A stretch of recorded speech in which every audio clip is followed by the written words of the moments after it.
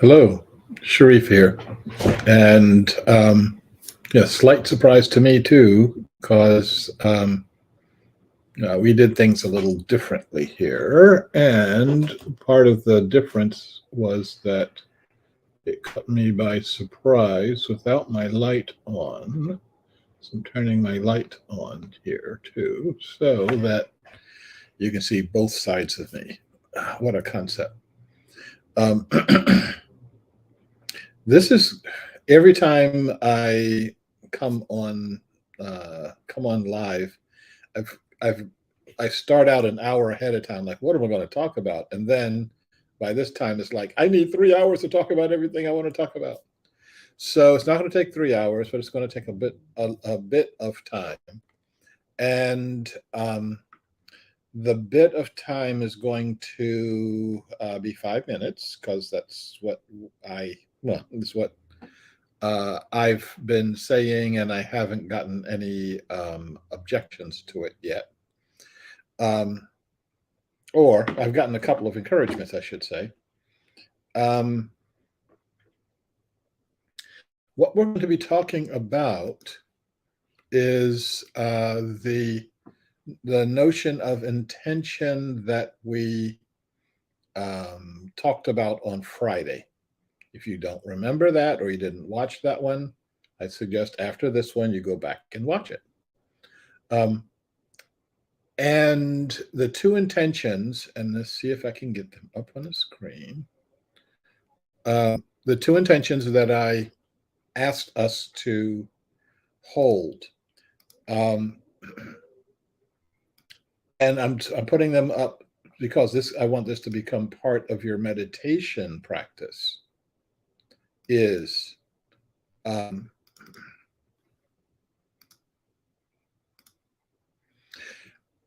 I intend to create a world that works for all living beings. I intend to live in the nation of Gaia. Now, right now, we don't know what that means. We don't know it. Well, if you've read Creating a World That Works for All, you know what creating a world that works for all means.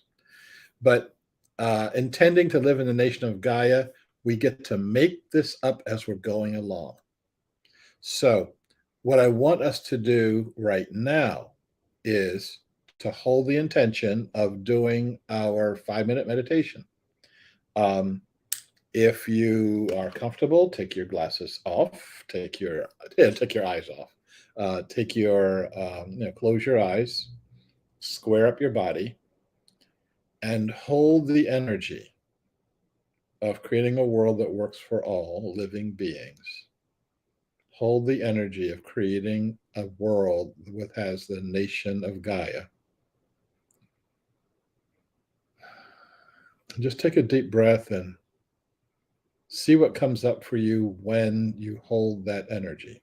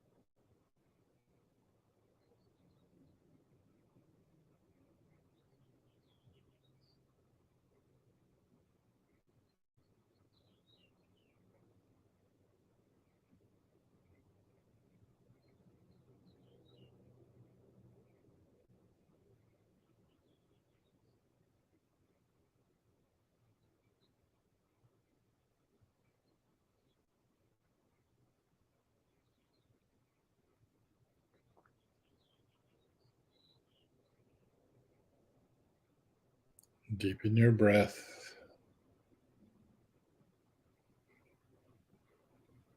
Pull your consciousness into your heart.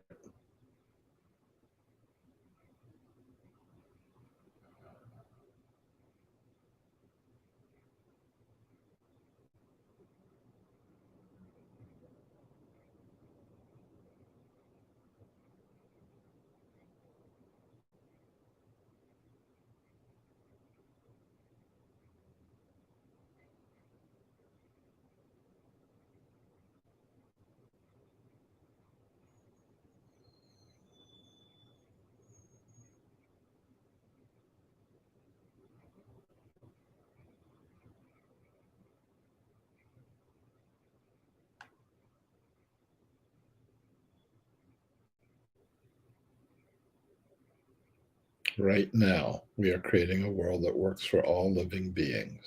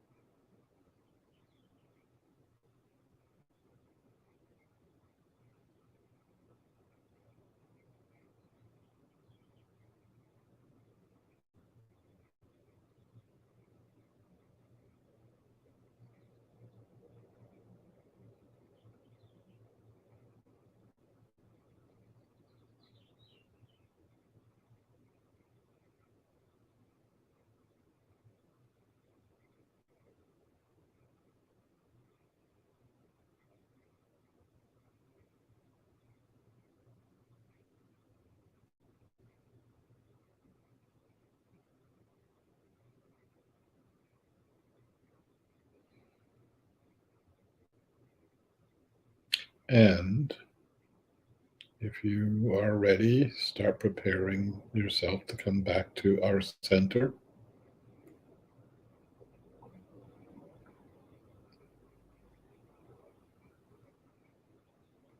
As you are ready, open your eyes and let's get ourselves started here.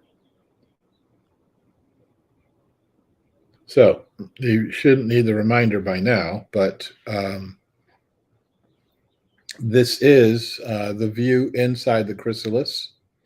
We are on a journey to a new reality. We are building the road as we travel it. So this is the work that we're doing to build our road to a new reality. Um, the We know the elements that go into that. My intention to live in a world that works, not just for me, not just for me and my friends, not just for me and my political group, not just for me and the region of the world I live in, but for all living beings. That I intend to live in the nation of Gaia. And whatever and however we are conceiving of that over the course of the next 10 months. That's going to be our goal, is seeing what happens with us and to us over the course of the next 10 months. I want to share something with you that um, uh, I am. I was thinking about this morning, um, and it has to do with this notion of wearing the button, talking to people out loud about what your intentions are, working with all of us to see how our intentions are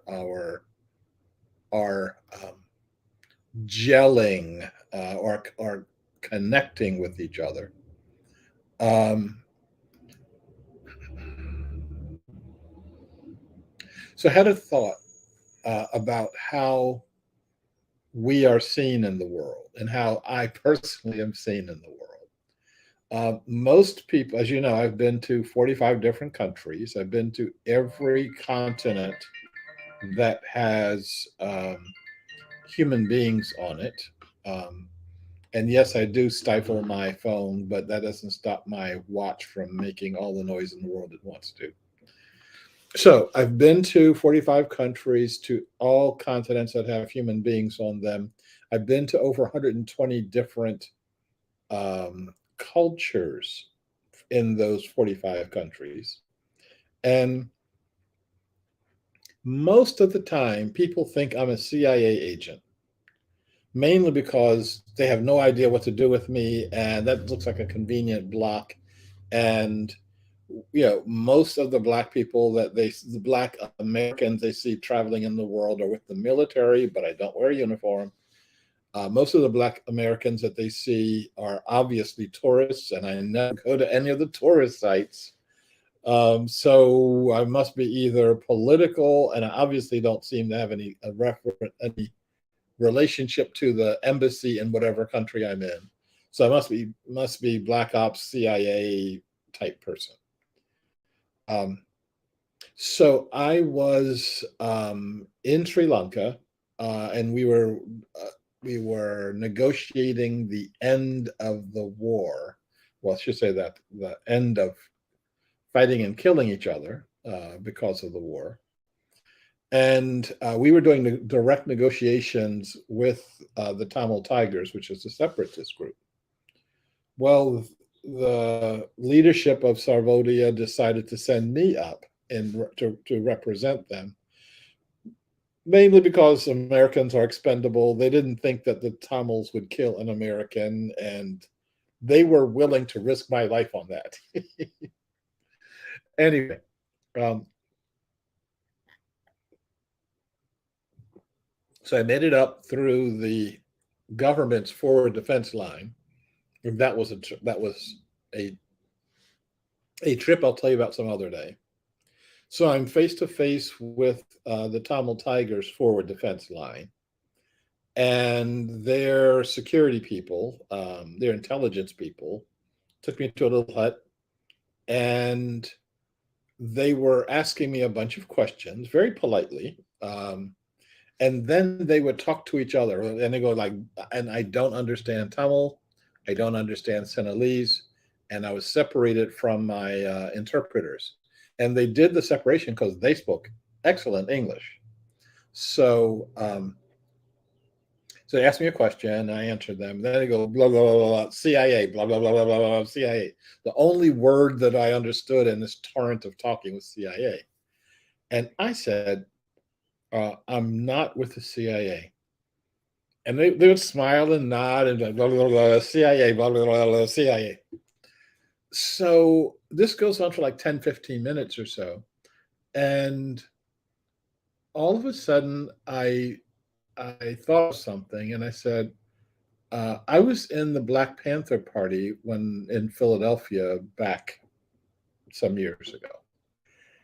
And their jaws dropped, and they said, Black Panther, blah, blah, blah, blah, blah, Black Panther, blah, blah, blah, blah, Black Panther, blah, blah, blah, Black Panther. And so they go and got some other guys, and they came in also. And um, that was the um,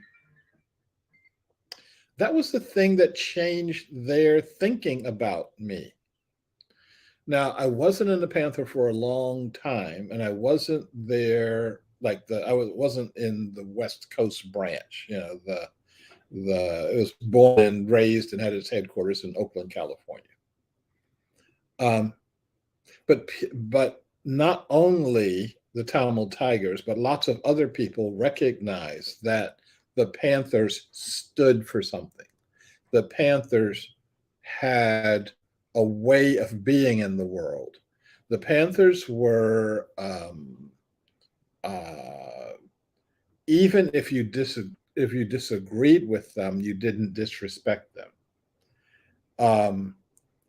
And I realized that as I was thinking about that example of them literally changing their tune as soon as I started from CIA to Black Panther, as soon as I mentioned that, I realized that is what I am looking for when we are talking about creating a world that works for all. That I'm looking at and I'm looking for the recognition that people are going to say, number one, this is serious. Number two, this is something that I fundamentally agree with, even though I'm not ready to join whatever the organization may be. I'm not ready to be a part of that. Um, when when I was in Sri Lanka and I was asked, um, the subject of the Tamil Tigers would come up. Um, if I was in a public setting, the person would always say, "Oh yes, the Tamil Tigers, they're terrorists. They kill people." Okay. Unless they were Tamils and could get me off to the side so that they weren't saying this in public, they were saying this kind of to me privately.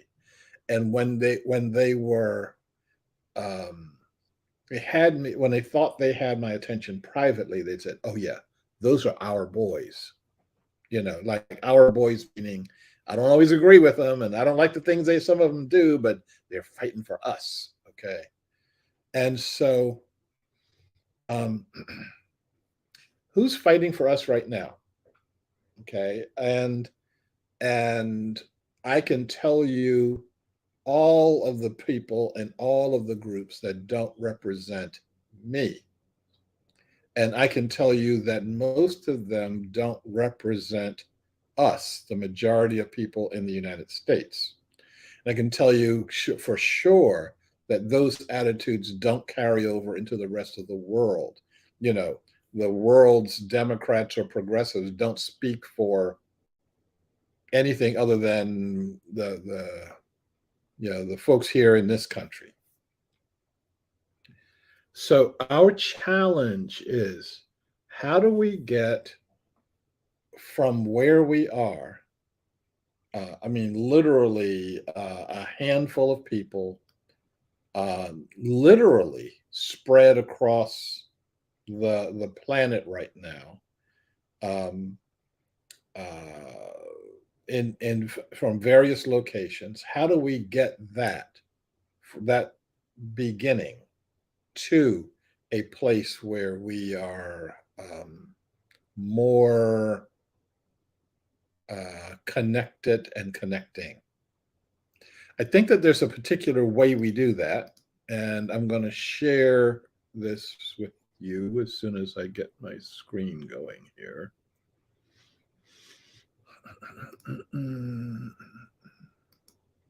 Okay. So I'm calling this the five beyonds, that we can get to this nation of Gaia by intending to live your life beyond something. The first beyond is beyond geography. We have to get away from the notion that the particular piece of dirt you were born on means something in a planetary sense. It doesn't. The people who are the handful of leaders in Brazil have no right to destroy the lungs of the planet, the Brazilian rainforest. They just don't have the right to do that. We have to think beyond the geography of that moment. All of us live in Brazil. All of us live in the Congo Basin. All of us live on the Yellow River in China. All of us are part of the same geography because there's only one planet for humanity right now, and we're sitting on it. The second piece is beyond exclusivity. A lot of you have heard me talk a lot about exclusivity. This is the notion that this hunk of meat right here is different in some way from that hunk of meat out there, meaning you and everybody else that's listening to this. That what we have to do is get beyond this notion that I stop at my skin and that there's another you that starts somewhere else at your skin, starts and stops at your skin, and get to the point of recognizing that all life is one. and making that one work. Getting beyond violence. That violence is not a way to organize a society, although most of the human societies on our planet are organized by violence. In fact, there's only one that I know of for sure that isn't, and that's Bhutan. I think there's another three or four that have gotten rid of their militaries, and I think are moving in the direction of becoming beyond violence. And that's us. And wherever we are, even if you take the most violent country you can think of, and I'm thinking about Russia right now in the midst of its war, um, its self-perpetuated and perpetuating war, that there are people inside of Russia who are with us, who would say, yes, I intend to live in the nation of Gaia. I want to live in a world beyond violence. That we have to get beyond money. That money is not a tool upon which to build a society or to connect or create a society.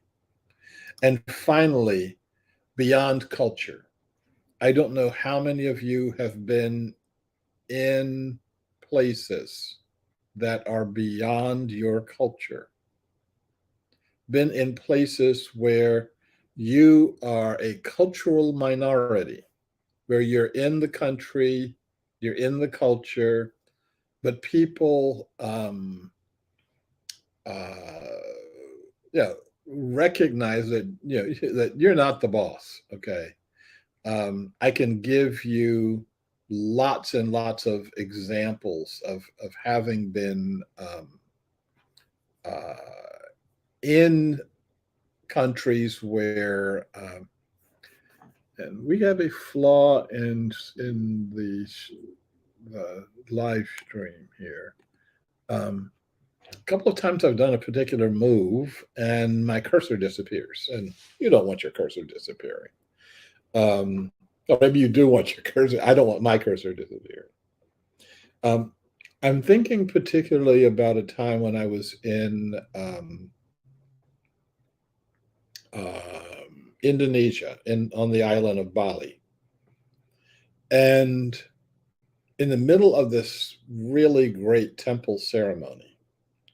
And one of the things, there's lots of cultural events that happen inside the cities in Bali. And people go there and you pay your $5, your $10 or whatever. And you see the dancers who dance better than I am dancing. And, but when you get to know the Balinese, they will then invite you to their village ceremonies, which is very, very different. And it's a real honor to be invited to the village ceremonies. And I always dress for the occasion, which means I want to look like a Balinese. I don't want to look like an American. And because you're not aware of the different nuances, the different activities, because it's not part of your culture, you really have to pay attention to what everyone else is doing and ask permission. Can I do this? Should I do that? And almost all of the Balinese, no matter whether they speak any English or not, whether they know you or not, are more than happy to steer you the right way in your behavior. Unless you don't want to get steered, in which case you act like some of the tourists that get invited to some of these ceremonies, which is exclusivity. I can do anything I want to do and nothing happens to me. Also, culture. My culture is superior to everyone else's. And so these quaint little rituals here, our most important aspect is for me to get good pictures of this to send back to Molly and Poughkeepsie.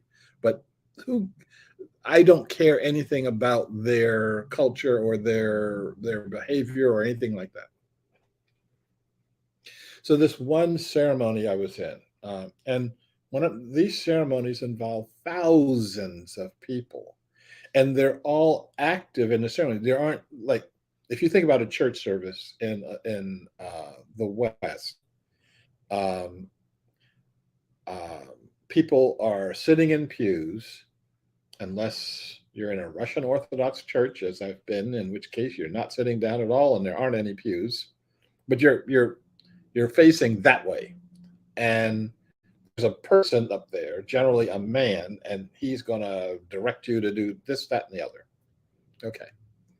Um, so in the Balinese ceremony, there's thousands of people playing the gamelans, doing the Balinese dances, carrying their fruit and vegetable offerings up into the temple and coming back down out of the temple. Now, in this one evening, it was really obvious that the temple had 3 stairs going up.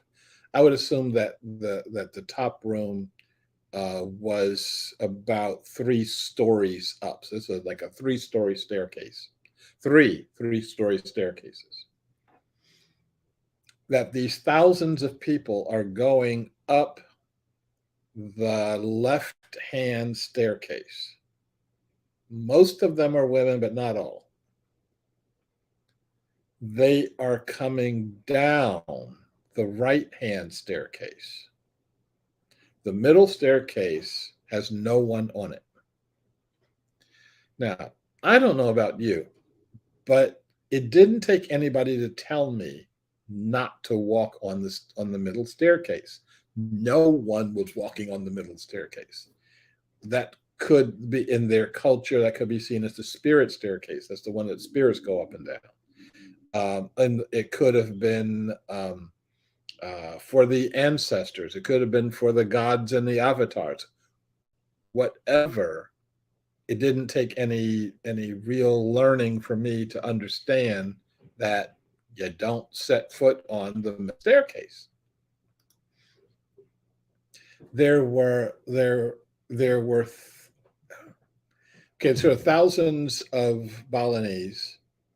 I'd say there were 20 Westerners, and